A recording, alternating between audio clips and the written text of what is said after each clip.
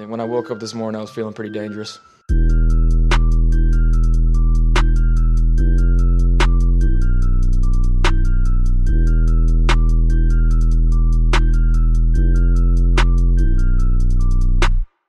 And if we're talking tight ends and we're going into round 2, maybe round 3, give me Ian Thomas, please. Let's just do the damn thing. Just based on giving his overall ability. Again, I like his arm. I think he can make every throw. The pick at number 12 is in. Welcome to Cover One, the NFL Draft Podcast. I am Russell Brown. Joining me, as always, my wonderful co-hosts, Jordan Reid, and CP Christian Page. Fellas, how we doing today? Doing well. Glad to be on again, and glad to be only a week away till we'll be in Mobile. Yeah, one day closer to Senior Bowl. I'm super excited. Yeah, guys, I am so thrilled. I'm kind of nervous, though, about the weather. I haven't had any snow in the state of Michigan at all. Like, we've had, maybe literally a half of an inch in my town, and all of a sudden it sounds like we're going to get a couple of inches of snow on Saturday, and I'm really worried that I'm not going to be able to get out of the airport Sunday morning. So we'll see what happens, but I should be there Sunday no matter what. So I'll see you guys down there for sure. And you guys should definitely follow along on Twitter. If you're not going to be down there yourself, you guys can follow me on Twitter at RussNFL Draft. Follow JR at JReid, that's R-E-I-D, JReidNFL, and then at _ Christian Page. Be sure to follow us, and that way you can stay up to date with the Senior Bowl when we give out the measurements of the players, some bits and pieces of the practices, maybe some things that we get from players when we interview them, and just players that are standing out, and any teams that we see talking to a specific player. So definitely give us a follow on Twitter. But before we get into any Senior Bowl stuff, let's talk underclassmen. That's been the big talk. We had the final dominoes fall yesterday with the deadline approaching. Kaiir Murray, TJ Hawkinson, Devin White, these guys are officially declared for the 2019 NFL Draft. Last year we had 106 underclassmen. From my understanding, I think we're going to shatter that this year. I believe they're saying we're up to 119. I could be dead wrong and way off, but I believe that's the number I saw earlier today. So I'm going to roll with it. But I'll start with JR on Kaiir Murray. He was the big one that we were waiting to fall, and it looks like he's going. So what are your thoughts on him, and do you think he's really going to go pro? Yeah, and it's funny that he's the first guy that we bring up because I actually was watching him last night against Baylor and both Texas games, and I came away really surprised with how much I liked him. And not to say he's my top quarterback or anything, but I think it's perfectly fine for teams to overlook his height. And why do I say that? Because he shows some really nice traits. And his baseball background, you can see it within his game with how good his base is always within the pocket. He has lightning quick feet to where they just set up to where he wants to throw directionally, and everywhere he wants to go with the ball, he seems to be supremely accurate. Now, there is some deficiencies as far as being able to see in the interior of the pocket, but he has a little bit of Drew Brees in him, and that's not to say that he's going to end up being that type of player, but what I mean by that is he's really good at creating those throwing windows and stepping up in the pocket and creating those throwing lanes. So I was really surprised to see how much I did end up liking him, but he's going to be one of the more polarizing prospects in this entire class, and I can't wait to see exactly how this thing unfolds because he has to report to training camp or spring training with the A's, I believe, in the middle of February, I believe. So, and that's right around combine time. So he has a decision to make there, but I think this story is far from over. Yeah, it's a very interesting negotiating tool that he's using with Major League Baseball and the NFL draft. It's a genius move by him and his agent and his, probably his family kind of telling him as well, hey, you should do it this way as well. And I think it's a fantastic way. I do believe he's passionate about football. I do believe he's going to get questioned by teams in regards to, his desire to stick with a franchise and an organization. I mean, if players are getting asked about their moms being prostitutes, we know that's going to get asked about Kaiir Murray. We just know that's going to happen. So I think it's interesting with he wants $15 million from Major League Baseball. Will he get that number? I don't know. I think this gives him a little bit more time to potentially negotiate a contract with the Oakland A's. But it's definitely far from over, like you said. But the next guy, Devin White, the linebacker, I mean, this guy's probably got the potential to be the top linebacker in the class. CP, you are our resident SEC guy. You've watched a ton of LSU. Devin White, what are your thoughts on him, and did he make the right decision by going pro? Yeah, I definitely think he did. And he may not be as dynamic of an athlete as we've seen from the likes of like Reuben Foster, Jalen Smith, and a few other guys that he's going to be compared to just based on overall projection. But when you look at Devin White, and Russ, you and I have talked about it off air before, how he always finds his way near the football, whether that means he's creating opportunities for his teammates or he's actually making the contact, whether through the blocker or through the ball carrier. One of the interesting things, though, and we've talked about it, his overall finishing ability. There's sometimes where he'll get his nose on the ball carrier, but he can't finish the play, and that may be due to some, leverage issues when tackling. But overall, the guy's a pretty clean prospect. He's been a captain and a well-known, just, all-around great guy at LSU, pretty much another coach on the field, a guy that you really value as linebacker number one. And I think he made the absolute right choice. And I think it says a lot that he waited this long to make that declaration, because I think he truly loves his teammates, loves the coaching staff, and just loves LSU in the whole, where this was really a tough decision. But I think that also says a lot about his character, if you really want to dig deep in that regard, saying how much he really values his team and the chemistry overall. But I think when you look at him from a prospect evaluation, the guy's going to check most of the boxes you want and a quality starting linebacker at the next level. And I definitely think he made the right decision of coming out. Yeah, I'm with you. JR, what is the interesting tweet that you had earlier today I saw regarding Devin White? Doesn't he own like 10 horses or something like that, and he was riding around campus on one? Yeah, so he actually owns 7 horses, which I had to share it on Twitter because I couldn't believe it. But I misquoted the original article, and I want to apologize for that. So he hasn't brought them to classes frequently. He only bought it a couple times for a class presentation. So I just wanted to clear that up because everybody was asking, like, man, where does he keep them during classes? And it makes sense why that wasn't clarified throughout the article. I like the first part better. Don't even tell me about he only brought it like once or twice.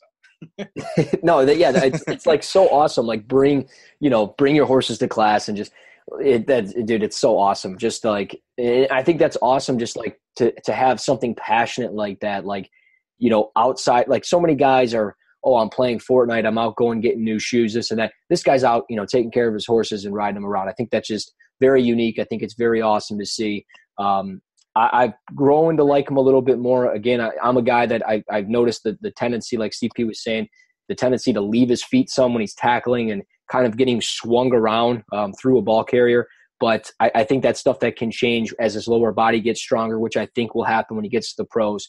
So I'm excited to see his transition and where he ends up in the draft. I definitely think he's a first-round pick. And another guy that I think is going to go in the first round is TJ Hawkinson, the tight end out of Iowa. He was the last big name to fall yesterday. And I think this guy is a do-it-all type of player, a guy that can block, a guy that can go out and catch, split a lot of reps in the passing game with Noah Fant, who is a very good receiver and also a good blocker in his own right. And at the top of the list, I mean, we've got some pretty good players at the tight end position: Irv Smith, Noah Fant, TJ Hawkinson. And I selfishly wanted Hawkinson to go back to Iowa so I could just selfishly have Irv Smith as my top tight end. But that's not going to happen because I think Hawkinson's just too good. But what are your guys' overall thoughts real fast on TJ Hawkinson? And then we'll get into some more underclassmen. JR, you can take it away. Yeah, I'm actually a big fan of Hawkinson because he's the type of do-it-all tight end that you love. He's a fantastic run blocker, and you've seen all the clips on Twitter, just him being a tenacious blocker and just taking guys' souls. But also he can be flexed out wide or even in line with his hand in the dirt and be a threat as a pass catcher as well. And George Kittle is going to be the common comparison for him. And I don't think he's as athletic as Kittle was coming out, but he's definitely a variation of him and what he can bring to the table with his versatility. Yeah, with TJ Hawkinson, overall just a clean tight end prospect. And, of course, when you really get down to judging and gauging tight end positions, it's, well, this guy's more of a run blocker or pass protector. This guy's more of the pass catcher. And it depends on, scheme-wise where they fit in the league. But Hawkinson can do a little bit of both. I'm with you. The Kittles comparisons are going to pop around. But I'm with you. I think Kittle, just based on his performance this year, he showed how athletic this guy can be and how dynamic of a receiver and a blocker he is. I don't think Hawkinson's on that level yet, but I'm not, timid to say that he could get to that type of caliber of play as Kittle displayed this year for San Francisco. But going with Noah Fant too, just a dynamic receiver for tight end. I mean, there's clips of watching him pretty much just basically run, just go routes and vertical routes, just past some, whether it's like one of those tweener linebacker safety guys or even some defensive backs were on par. I'm not going to say he's going to sit here and run like a 4.6 40, but I wouldn't be surprised in his 40-yard time is going to come away very impressive. So overall, two great tight ends. And it's absurd to have two tight ends declare early from one school. That just shows you how good of a system the Iowa and Big Ten football teams are, just pretty much a tight end factory overall. You throw Notre Dame and Stanford in there as well.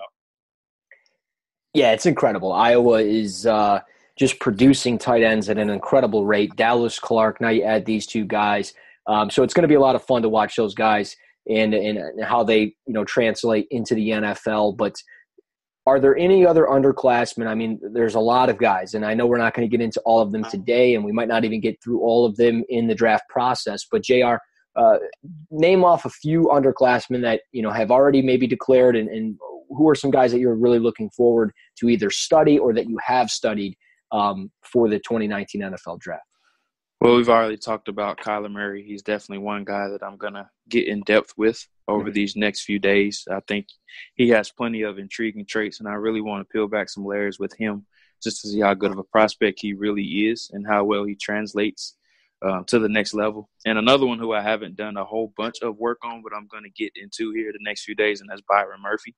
I've heard a lot of hype around him, the cornerback from Washington. I've heard a lot of hype about him, so I really want to dive deep into him as well. Yeah, Byron Murphy is CP's corner number one, I believe. It's not set in stone, but I think that's the way he's leaning. So, CP, what are some underclassmen that you are thinking about and paying attention to? Yeah, Byron Murray's definitely one of my favorite guys in the entirety of the draft, and right now stands at CB1 for me. But a guy that's kind of fallen under the radar, maybe due to some size limitation and just kind of some sporadic play, is Voshon Joseph, the linebacker out of Florida. A guy that's pretty athletic, can play sideline to sideline. He's shown glimpses of being an all-star caliber linebacker for Florida. And I think he's a guy that definitely could raise some eyebrows when the athletic testing comes about. But I think just looking overall, a guy that probably intrigues all of us. We talked about him a little bit last week, but just Josh Jacobs and the emergence that he's had in that Alabama backfield, only having, 250 carries, I believe, over the course of his career, that definitely brings a lot of attention to a lot of NFL evaluators keying in on that running back position, especially compared to some of the other guys that have a lot more carries. And I actually just tweeted about it. Let's see if I can find it. But talking about comparing the rest of the guys to Josh Jacobs, having 251 carries, Damian Harris, 477, Bryce Love, 569, David Montgomery, 624, and Devin Singletary, 714. So if you wonder, Jacobs over the course of his career may not have, all the complete tape that these other guys have. But when you compare those carry counts and you kind of took into like the analytical studies and the longevity of running back positions, that's why Josh Jacobs is coveted as one of the top running backs in this class. Definitely has me intrigued about making him one of the top 3 running backs when it's all said and done. Yeah, I'm really looking forward to this running back class. And this is something that I wanted to talk about a few weeks ago, but we didn't really get the chance to do it yet. And this is just a running back class that I think is, it's not great over like at the top. You don't have a Saquon Barkley. Josh Jacobs is certainly going to be a riser, probably on the consensus board for everybody. But overall, I think there's a lot of good players and good depth at this position group, and the running backs in there. And I mean, you brought up Devin Singletary. You brought up Josh Jacobs. You brought up David Montgomery. You could even add other guys like, Darrell Henderson and Karan Higdon. And there's just so many names. And I just really like this group. Benny Snell from Kentucky. There's a lot of good guys, and I'm really excited to break down this group. And there's plenty of underclassmen as well. So there's going to be some fresh tread on the tires, so to speak. And I just think overall it's a really good class, and I can't wait to really pay attention to it. But something that I know we can't wait for is the Senior Bowl. and that's in a few days. We'll be down there. We're going to be paying attention to a ton of players, a ton of prospects. JR, let's start with you. What are some prospects that you're going to be paying attention to in Mobile at the Senior Bowl? Well, you guys know I'm a quarterback at heart. I'm the resident quarterback guy, so my eyes are going to be glued on Drew Lock. I know he's the guy I really want to see throw in person, just to see how accurate he really is, and just to see how well he performs in the practices and in the game as well. More preferably the practices, because you get a better view of those guys in certain situations as opposed to a game, which is more of a live, chaotic atmosphere. But I just want to see how he plays with different weapons around him, because a huge knock that's in favor of him right now is that he didn't have a lot of help from the surrounding cast when he was at Missouri. So I want to see how he adjusts to these new surroundings around him, and if his footwork has come along, because that's something that we saw with Josh Allen a year ago, with how improper his throwing base was and just how bad his footwork was prior to the Senior Bowl. But what you saw in his footwork as the week went along in practices, it got much better as the week went along. And that's something that I want to see happen with Drew Lock as well. And also another guy who's kind of flying under the radar, but he's starting to pick up a little steam, and that's Garrett Bradbury, the center from NC State. And I want to see him in the one-on-one sessions, just because the biggest question with him right now is how good is his anchor, because he's on the lighter side. He's about 6'3", around 295 pounds. That's what he's hovering around. So I want to see how he holds up against some of those bigger defensive linemen down there in Mobile. Yeah, I'm really looking forward to the quarterback group as well. We've got my boy Ryan Finley down there. You guys will definitely bet your ass I'll be up close and personal talking to him. You don't have his phone number yet? No, I don't. I got to rep the brand, and if I'm going to die on a hill, I might as well do it in Mobile. So let's do it. We respect that. We respect it. Yeah, well, and, but the receiver group is just really good all the way around. Terry McLaurin from Ohio State is somebody I'm really excited to watch. This guy has got, relatively good size, 6'1", 205. He was a touchdown magnet this year. He had 11 touchdowns just off of 31 or 35 receptions. I did notice some drops, some like concentration drops. So I'm really wondering, is it just, him not concentrating, or is it more so just a hand issue? Because this was really his blow-up season. But he's got the speed to, stretch the field. He's going to have that long speed that's desired for the position. He can do plenty after the catch. Another guy, Drew Sample, for me, out of Washington. This guy is one hell of a blocker. You can check out my Twitter. I've got tons of blocks from him. This guy might be one of the bigger climbers out of the tight end group when it's all said and done, outside of maybe Josh Oliver from San Jose State in the Senior Bowl. But Drew Sample is one great blocker. And if your team needs a tight end, this is definitely the year to get a tight end. But if your team is looking for more of a blocking tight end, Drew Sample will be at the top of your list. I'm really looking forward to what he's got. CP, what are some guys you got? Yeah, right now, obviously, for my brand, Jalen Ferguson's definitely one I'm definitely looking forward to. 45 sacks, 67.5 tackles for loss, over 50 career collegiate games. I'm going to say it one more time. 45 sacks, 67.5 tackles for loss in 50 career games. That is incredible. So, of course, when you have production like that, you have to see athletically and everything where he checks out, especially coming from Louisiana Tech and playing in the trenches there, to see how he matches up against some guys, being like Yodny Kajust with some of the power battles among some of the Wisconsin and Oklahoma guys as well. But the guy that I laid eyes on today, who I believe might be the best Senior Bowl running back, is Dexter Williams out of Notre Dame, a guy that really burst on the scene this year. A pretty neat story about his journey throughout Notre Dame and just some of the background there. Where we were talking about workload and overall carries for running backs, Josh Jacobs at 251, Dexter Williams at 257 as a senior. So I think a guy that definitely has a lot of tread left on his tires, a guy that's pretty quick diagnosing when he has really good vision, kind of has that one-cut ability in the backfield. It can really just plant his foot and explode and hit, 0 to 60 very quickly. Mm-hmm. Plays with good contact balance, good physicality. So he's a guy I'm definitely looking forward to seeing. And another guy, we talked about him in the past, but Max Sharping, the left tackle out of Northern Illinois. Overall, he has pretty good leverage in both areas of the game. his pad level and hand placement are fine. But I think both of us have had some issues with overall kick slide and just timing overall, whether it's his punch immediately off the snap or his overall kick slide and pass protection. So I think one-on-one drills are very intriguing with him to play, some of the speeds and the like of like a Montez Sweat or Josh Allen or whoever else is coming and firing off the edge. I think that's one of my, biggest, I guess I'll zone into him mostly compared to some of the other guys. Another guy, Eric Turner, Cover One just wrote about him, but David Sills, I want to see him in one-on-one battles. How athletic is he? Because when you look at his touchdowns and overall volume at West Virginia, it's a lot of go routes. It's just, one quick move and he's open. And then, of course, having a quarterback like Will Grier definitely helps. So I just want to see if he can win with overall route running ability and pretty much just making some really physical and contested catches. So David Sills, Jalen Ferguson, Max Sharping, and Dexter Williams are guys that I'm definitely looking forward to next week. Yeah, David Sills is going to definitely be, I think, a riser on a lot of people boards. I don't think he's going to test incredibly well athletically like in the 40, but I think his vertical jump is going to be really good. And I think just overall he's a good football player. And he does so many little things right, and it starts at the line of scrimmage. It starts off his release. He's got a nasty step back release. I enjoy so much of watching his tape. When I was watching Yannick Kajust and I started paying attention to David Sills and Will Grier and stuff, and I was like, wow, like this guy plays football the right way, the way the receiver position is supposed to be played. And I think he's going to be a bit of a riser in Mobile for sure. Other guys that I'm paying attention to, and if anybody's wondering, JR had to take off. He had some stuff off the football world to take care of. Real life matters, so he's taking care of that stuff.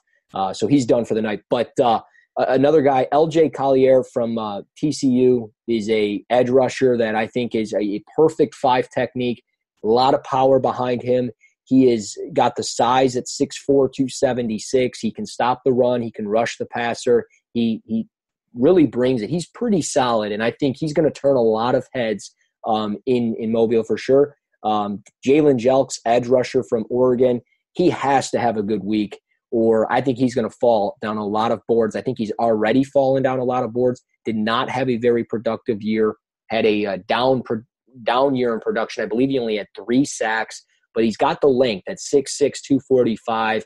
But and the first step is there. He's got, again, that length stands out when he gets out of his stance and everything else. But his lower body is really weak. He struggles against the run. Caleb McGarry from Washington just absolutely dominated him at times in the Oregon-Washington game. So I'm really curious as to where Jalen Jelks is. Is he going to stand out in these one-on-ones? And then how is he in the team aspect of things? And then the last guy I've got is David Long from West Virginia, the linebacker, relatively small as far as undersized at 5'11", 221, but very productive. And I think a lot of it's because he's so fast at closing to the football. I don't want to say Roquan Smith because that's an overstatement, but I'm I was thinking in the early part of the year, we don't have a linebacker that stands out in that aspect.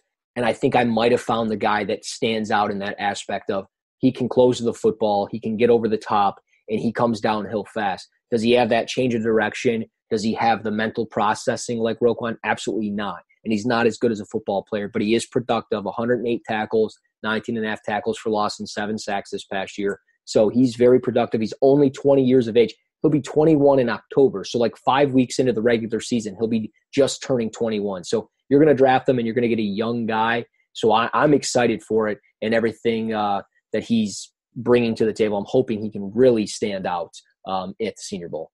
Yeah, David Long's a guy that I'm definitely intrigued. West Virginia has quite a handful of guys here, and he's a guy that I have not laid eyes on yet. And I think this linebacker class overall is pretty intriguing.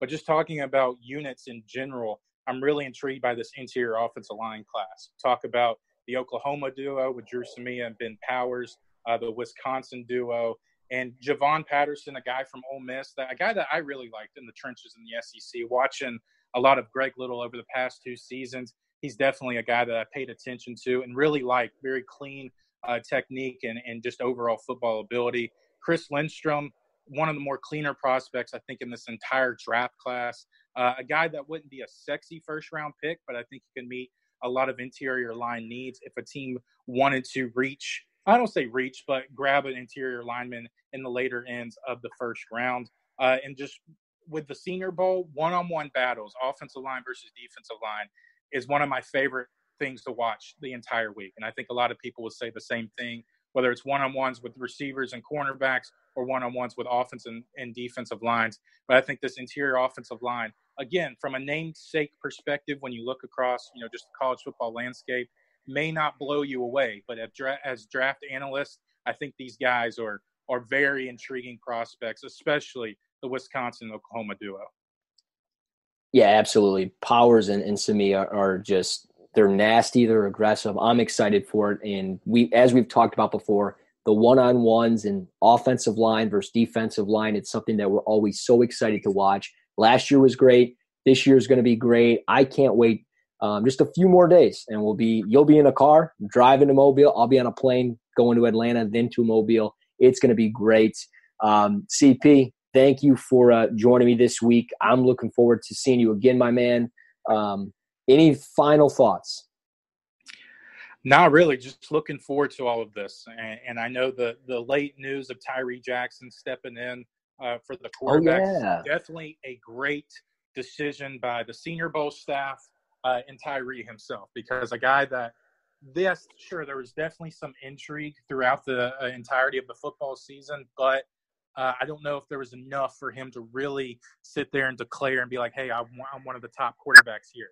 Of course, the size at 6'7", 230 plus. He has some athleticism, really good dual threat quarterback. But when you're talking about overall accuracy and touch, I think there's some work there. So this is a perfect destination for Tyree Jackson, a quarterback that definitely has a lot of intrigue as far as size and tools go, but he needs some molding as a quarterback prospect. And it couldn't be more of a perfect situation for him to get, his hands on in Mobile, talk with a bunch of teams. And I think he is going to benefit. I think if he has at least just an okay week, I think this is a guy that could really jump around or a round and a half, just strictly strictly playing in this event. So definitely kudos to Jackson and Jim Nagy and the Senior Bowl staff for reeling him in really late in the process, but definitely exciting.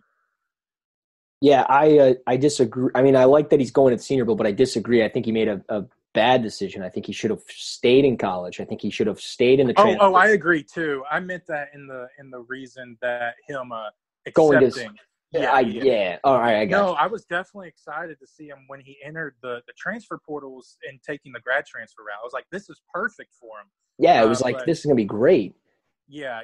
Just it worked out for him in this sense that he has the opportunity, that he was graduated already, and that he can go to the Senior Bowl. But, I agree with you. I think he should have stayed one more year, because I think a lot of Power 5 teams would have been definitely interested to get him on campus to play one final season.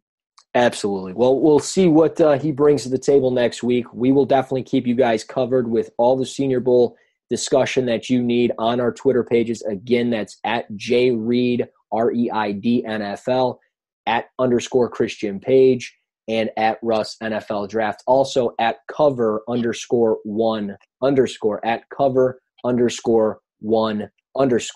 We'll have plenty of content on our pages on Twitter. Of course, the website, cover1.net. You guys can stay up to date with that. The best thing to do, download the Cover One app, search it in your Google Play, App Store, however you go about your business to get your apps. But it's the best way to stay up to date with everything. We're going to have articles dropping, content, interviews, everything that you can think of. And we will try to do a podcast while we're down there. I don't know how it's going to work per se, because I won't be bringing my mic. But maybe we can do it through the phone. The audio might be a little bit shaky, but we'll figure it out and we'll manage through it. We'll give you guys some really, really good content. And we'll see you guys next week.